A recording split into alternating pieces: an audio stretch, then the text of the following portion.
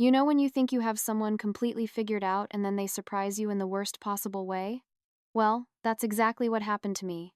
Except I was the one doing the surprising. I'm Sloane. I'm 26. And I need to tell you about the night I torpedoed what could have been the best relationship of my life with one stupid sentence. Looking back, I thought I was being honest. I thought I was being mature about my feelings. Instead, I watched 2 months of something beautiful crumble in real time. And honestly, I still don't know if I was really wrong or if he just couldn't handle the truth. The thing is, when I met Reese, I wasn't looking for anything serious. I was working at this local health clinic doing administrative stuff, just trying to pay my bills and figure out my life. Reese worked in construction management. Honestly, I never really paid attention to the details because he was always covered in dust when he picked me up anyway, but there was something about him that caught me off guard. Our first date was supposed to be casual. Coffee at this little place downtown that had those mismatched chairs and way too many plants. I expected we'd chat for an hour, maybe grab lunch if it went well. Then I'd probably never hear from him again. That's how these things usually went for me. But Reese was different. He actually listened when I talked. Like really listened. I found myself doodling on a napkin while we talked. This goofy little cartoon of him with his work boots and hard hat. When I slid it across the table, his whole face lit up like I just handed him a winning lottery ticket. It was actually kind of adorable how excited he got over something so stupid. He folded that napkin carefully and put it in his wallet, telling me he was going to keep it forever. What started as coffee turned into 3 hours of talking about everything and nothing. When the barista started giving us dirty looks and aggressively wiping down tables around us, we finally got the hint and left. Reese walked me to my car and asked if he could see me again. Not in that desperate, needy way that makes you want to run, but with this genuine enthusiasm that was honestly refreshing. After that, things moved fast. Reese had this habit of calling me around 10 p.m. Right after he'd showered and was winding down for the night, we'd talk about random stuff, what we had for dinner, something stupid that happened at work, plans for the weekend. Sometimes I'd fall asleep while we were talking, and I'd wake up the next morning to a text saying he'd listened to me breathe for 10 minutes before hanging up because I sounded so peaceful. Within a few weeks, we were seeing each other constantly. Weekends became automatic. Friday night movies at his place, Saturday morning breakfast runs, Sunday afternoons just lounging around. He had this tiny apartment above a pizza shop that always smelled like garlic and oregano, but somehow it felt more like home than my own place. I loved how easy everything felt with him. There was no drama, no games, no wondering where I stood. Reese was straightforward about his feelings in a way that was both refreshing and slightly overwhelming.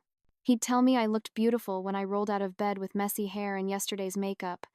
He'd remember tiny details about stories I'd told him weeks earlier. But here's the thing, and this is where it gets complicated. I wasn't completely available for all this perfection Reese was offering. See, there was Julian, my ex-boyfriend, the one who'd kept me in emotional limbo for the better part of a year before we officially broke up 6 months earlier. Julian was everything Reese wasn't. Unpredictable, exciting, emotionally unavailable, and absolutely terrible for me in all the ways that somehow made him irresistible. Julian and I had this toxic cycle going. We'd break up dramatically, spend weeks apart, then end up texting late at night when we were drunk or lonely or bored. One thing would lead to another, and suddenly we'd be hooking up again, both pretending it meant something different this time. Even while I was falling for Reese's consistent kindness, part of me was still tangled up with Julian. I told myself it wasn't cheating because Reese and I hadn't had the talk yet about being exclusive. We were just dating, getting to know each other, keeping things casual. At least, that's what I kept telling myself every time Julian's name popped up on my phone. The truth was, I liked having both. Reese gave me stability, reliability, and genuine affection. Julian gave me chaos, passion, and the kind of uncertainty that kept my heart racing. I knew it wasn't fair to either of them, but I also wasn't ready to choose. Why should I have to? The last time I saw Julian before everything exploded was actually just 3 days before Reese's big question. Julian had texted me around midnight on a Wednesday, drunk and rambling about missing me. I should have ignored it. I should have been thinking about Reese, who'd spent that evening helping me assemble a bookshelf I'd been putting off for months. Instead, I found myself driving to Julian's place at 1:00 the morning. It was the same as it always was with Julian: intense, passionate, and ultimately empty. He told me all the things I wanted to hear about how much he missed me and how different things could be this time. I knew he was lying, just like I knew I was lying to myself about why I kept going back to him. I left Julian's place that night, feeling hollow and confused. On the drive home, Reese called to check that I'd gotten home safely from my supposed girls' night. His voice was sleepy and sweet, asking if I'd had fun and telling me he missed me, even though we'd just seen each other that afternoon. For the next few days, I threw myself into being the perfect girlfriend for Reese. I cooked dinner at his place, let him introduce me to his coworkers at a company barbecue, even helped him pick out a birthday gift for his sister. I was trying to convince myself that Reese was everything I needed, that I could let go of whatever hold Julian still had on me. The night everything changed started innocently enough. Reese had made his famous spaghetti and meatballs. Nothing fancy, but he put effort into it that I'd never experienced with anyone else. We were curled up on his couch afterward, my legs draped across his lap while some mindless comedy played in the background. That's when Reese shifted slightly, turning to face me with an expression I'd never seen before. It was serious but hopeful, nervous but determined. He muted the TV and took my hand, his thumb tracing circles on my palm the way he did when he was thinking about something important. "Sloane," he said, and his voice had this quality that made me pay attention immediately. "I've been thinking about us, about where this is going. I know we haven't talked about it officially, but I want you to know that I'm not seeing anyone else. Haven't been since our second date, actually. And I was hoping. I'd like for us to be exclusive, official, whatever you want to call it." The words hung in the air between us, and I could see the vulnerability in Reese's eyes as he waited for my response. This was exactly what I should have wanted. Reese was offering me everything: commitment, loyalty, a real relationship with someone who actually cared about me. But instead of feeling excited or relieved, I felt panic rising in my chest. All I could think about was Julian. About the fact that I'd been with him just 3 days ago. About how Reese was asking me to close a door I wasn't sure I was ready to close. About how I'd been lying to this sweet, honest man who deserved so much better than my confusion and indecision. Instead of giving Reese the answer he deserved, instead of being honest about my feelings or my recent mistake, I said the one thing guaranteed to destroy everything we'd built together. "Can I sleep with my ex one last time?" The words were out of my mouth before I could stop them. And immediately I wanted to take them back, but it was too late. Reese's face went through about 5 different emotions in the span of 2 seconds. Confusion, hurt, anger, and finally a kind of resigned sadness that broke my heart. "What?" he said quietly, like he hadn't heard me correctly. I think I need closure," I stammered, trying to explain something I didn't even understand myself. "It's not about you, Reese. You're amazing. I just have this unfinished business with Julian, and I think if I could just... Are you serious right now?"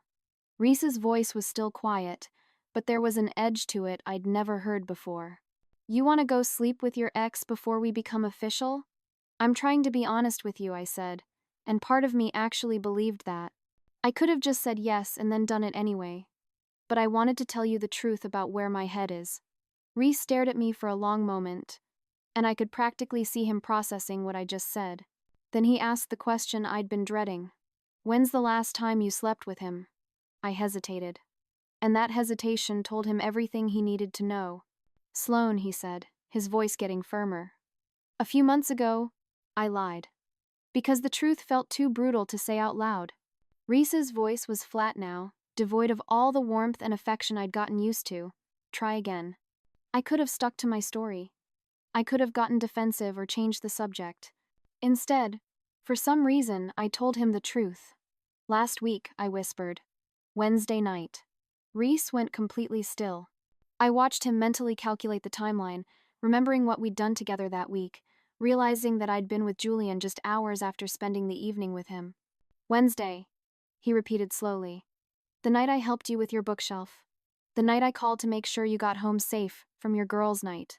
I nodded, unable to speak. "So, while I was worried about you getting home safely, you were actually with your ex-boyfriend." It wasn't a question. "Reese, please let me explain." Explain what? He stood up abruptly, pacing to the other side of the room.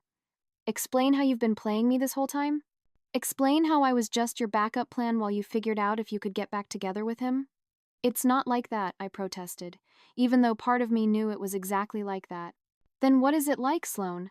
Because from where I'm standing, it looks like you've been using me as your safety net while you kept one foot out the door. I wanted to argue with him, to tell him he was wrong, but the words wouldn't come because he wasn't wrong. Not really. I had been keeping Reese as my safe option while I continued my toxic dance with Julian. I care about you, I said weakly. What we have is real. Real? Reese laughed, but there was no humor in it. Real would have been telling me about Julian from the beginning. Real would have been making a choice instead of stringing me along. Real would have been not sleeping with your ex 3 days ago and then sitting here asking permission to do it again. I started crying then, partly because I was genuinely upset, and partly because tears had always been my go-to move when cornered. But Reese wasn't falling for it this time. Don't, he said, holding up a hand. Don't cry and make this about how sorry you are. You made your choice. Sloane, you've been making it for weeks. I haven't chosen anything, I said through my tears. That's why I wanted to be honest with you about needing closure. Closure?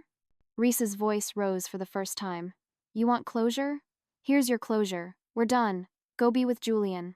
Go figure out whatever it is you need to figure out, but don't ask me to wait around while you do it. Reese, please. No. His voice was final. I thought I knew you, Sloane. I thought you were different. But you're just like every other girl who can't let go of the guy who treats her like trash because he's exciting and I'm boring. You're not boring, I said desperately. You're the best thing that's happened to me. If that were true, you wouldn't have slept with your ex last week. You wouldn't be asking to do it again. Reese grabbed his keys from the counter. I'm going for a drive. I want you gone when I get back.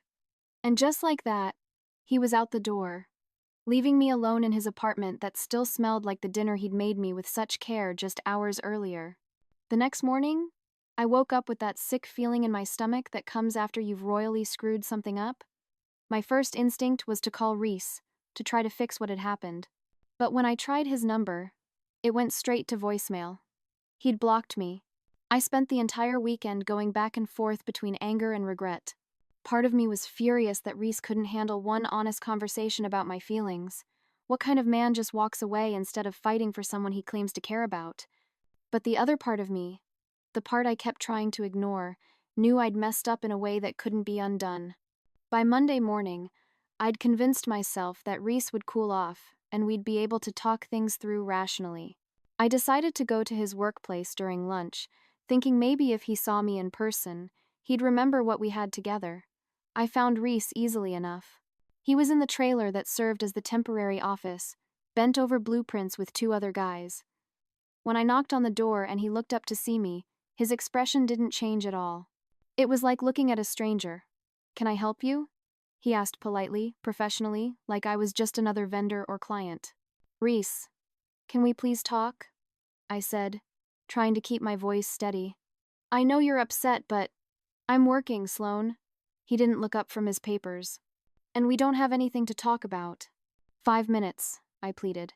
Just give me 5 minutes to explain. One of the other guys cleared his throat uncomfortably and mumbled something about checking on the crew outside. Reese waited until we were alone before finally looking at me directly. You want to explain? He said. Explain what, exactly? How you've been lying to me for weeks? How you were planning to keep lying if I hadn't asked about being exclusive? I was trying to be honest, I said, my voice getting louder. I could have just said yes to being exclusive and then done whatever I wanted behind your back, but I didn't. I told you the truth about where my head was. Reese stared at me for a long moment, and I could see something shift in his expression. Not anger anymore, but something worse. Disappointment. You really believe that, don't you? He said quietly. You actually think that asking permission to cheat on me was you being honest and mature? I wasn't asking to cheat. We weren't exclusive yet, right? Reese nodded slowly. We weren't exclusive. So, tell me, Sloane, how many other guys were you sleeping with while we were not exclusive? Because I'm pretty sure it was just Julian, which means this isn't about keeping your options open. This is about you not being able to let go of someone who treats you like garbage. I wanted to argue with him, but he wasn't wrong. It had only been Julian. It had always been Julian. He doesn't treat me like garbage, I said weakly. Doesn't he? Reese's voice was getting sharper now.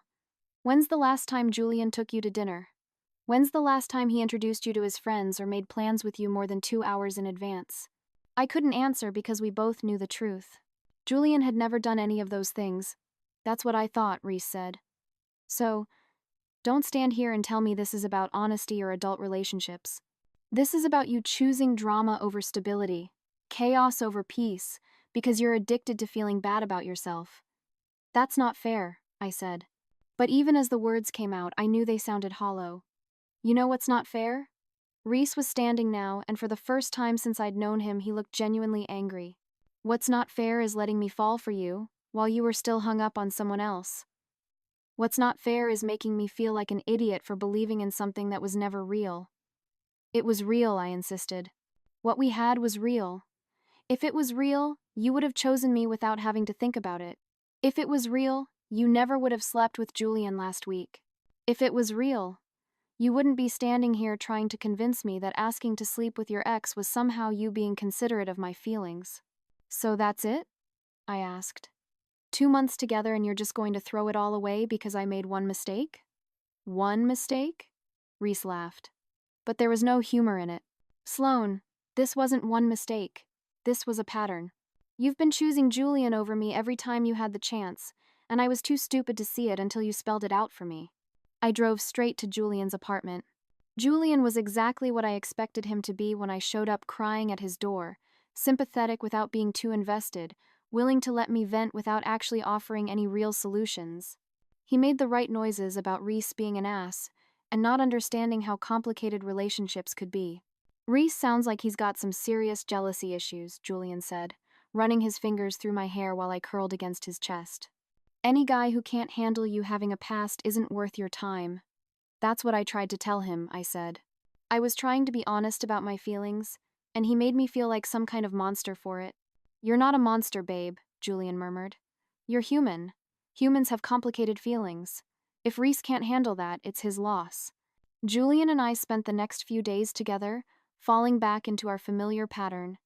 It was easy and comfortable in a way my relationship with Reese never had been because there were no expectations. No pressure to be better than I was. But even as I tried to lose myself in the familiar comfort of Julian's chaos, I couldn't stop thinking about Reese, about the way he used to text me good morning every day, about how he'd listen to me ramble about work drama without getting bored, about how safe and cherished I'd felt when he held me. 3 weeks into my reunion with Julian, the honeymoon phase was already wearing thin. The chaos that had once felt exciting now just felt exhausting. Julian was still the same person he'd always been. Charming when he wanted something, distant when he didn't, and completely unreliable when it came to anything that mattered. I found myself thinking about Reese constantly, comparing everything Julian did to how Reese had treated me. When Julian forgot I was coming over and I had to wait outside his apartment for an hour, I remembered how Reese used to text me when he was running even 5 minutes late. The big wake-up call came when I got sick with the flu. I was miserable, running a fever, and barely able to get out of bed. I texted Julian to let him know I wouldn't be able to come over, expecting maybe some sympathy or an offer to bring me soup or medicine. Instead, I got back, "Okay, feel better. Let me know when you're back to normal." That was it. No follow-up check-ins, no offers to help, nothing. I spent 3 days in bed alone thinking about how Reese had taken care of me when I'd had food poisoning a few weeks into our relationship. 3 months after our breakup, I made the mistake of checking Reese's social media. Reese had posted photos from a weekend trip with some woman named Haven. They were at a lake house surrounded by his friends and family, everyone looking happy and relaxed. The caption read, "6 months with this amazing woman. Grateful every day for second chances and new beginnings." 6 months. They'd been together for 6 months, which meant he'd started dating her almost immediately after our breakup. While I'd been wallowing and trying to make things work with Julian, Reese had moved on completely and built something real with someone else. That night, I got drunk and sent Reese a long rambling text about how sorry I was and how much I missed him. I told him I'd made the biggest mistake of my life, that I'd never stopped loving him, that I'd do anything to have him back. He never responded. The next morning, I woke up to a text from a number I didn't recognize. "This is Haven. Reese showed me your message. I understand you're hurting, but please stop contacting him. He's moved on, and you need to respect that." That same week, things with Julian reached a breaking point. We got into a massive fight because he'd made plans with his friends on the one night we'd scheduled to spend together. "You're acting just like my ex," he said during the argument. "Always wanting to know where I am. Getting upset when I want to hang out with my friends. I thought you were cooler than this." "Reese used to." "Oh my God, enough with Reese." Julian exploded. "I'm so sick of hearing about your perfect ex-boyfriend. If he was so great, why are you here with me?" It was a question I couldn't answer because the honest response was that I was only with Julian because I destroyed my relationship with Reese through my own stupidity. That night, Julian didn't come home. He texted around midnight saying he was staying at a friend's place. 2 weeks later, I found out Julian had been seeing his ex-girlfriend Maya the entire time we'd been back together. Not just sleeping with her, actually dating her, taking her to dinner, meeting her friends, doing all the things he'd never done with me. I found out when Maya showed up at Julian's apartment while I was there, expecting to surprise him for his birthday. She had a key, a birthday cake, and plans for a romantic evening. She also had no idea I existed. What followed was the most mortifying conversation of my life. Maya and I compared notes about our relationships with Julian, and the picture that emerged was devastating. Julian had been lying to both of us about everything. When Julian came home that evening, he found both of us waiting for him. I watched his face cycle through surprise, panic, and finally resignation as he realized his game was up. He gave me a look. "I can explain," he started, but Maya cut him off. "Don't," she said firmly. "Just don't. We're done, Julian. Both of us." "You know what the funny thing is?" Maya said to me as we both prepared to leave. "We both deserve better than this. But somehow Julian convinced us that we didn't." I went home to my own apartment for the first time in weeks. I sat in the silence trying to process everything that had happened. I'd lost Reese, a man who would have loved me faithfully and honestly, for Julian, who had never been mine to begin with. 14 months later, I was getting coffee on a Saturday morning when I saw Reese again. Same coffee shop where we'd had our first date, which felt like some kind of cosmic joke. Reese was at a corner table with Haven, both of them laughing over some shared joke while they read the newspaper together. They looked settled, comfortable, happy in the quiet way that comes with real intimacy. Haven had her feet tucked under her legs, Reese's jacket draped over her shoulders. Reese was absently playing with her hair while he read, the kind of unconscious affection that speaks to deep familiarity. Reese looked up and saw me. For a moment, neither of us moved. Haven noticed Reese's change in expression and followed his gaze to where I was standing. Reese said something quiet to Haven, kissed her forehead, and stood up. He walked over to where I was standing. "Sloane," he said simply. "Hi, I managed." "You look good." "You look good too," he said. And I could tell he meant it. I'd been in therapy for over a year, had started taking better care of myself, had stopped the self-destructive patterns that had been my norm. "How are you doing?" "Really?" The question seemed genuine. "I'm better," I said. "Not great, but better. I've been in therapy trying to figure out why I trailed off." "Why you sabotaged us?" Reese suggested. And there was no malice in his voice. "Yeah," I said quietly. "That." "I'm glad you're getting help," he said finally. "You deserve to be happy, Sloane. You just didn't know how to let yourself be." The past tense wasn't lost on me. Deserved? Not deserve. "I know that now," I said. "Too late. But I know it." "It's not too late," Reese said gently. "Just too late for us." "She makes you happy," I said, nodding toward Haven. Reese's face softened immediately. "She does. She's everything I didn't know I needed." "Reese," I said, knowing this might be my only chance, "I want you to know that I'm sorry. Not because I want anything from you. Not because I'm trying to get you back. Just because I am. I'm sorry I hurt you, and I'm sorry I was too immature to see what we had when we had it." "I know you are," he said finally. "And I forgive you, Sloane. I forgave you a long time ago. I had to. Holding on to anger at you was just holding me back from being happy with Haven."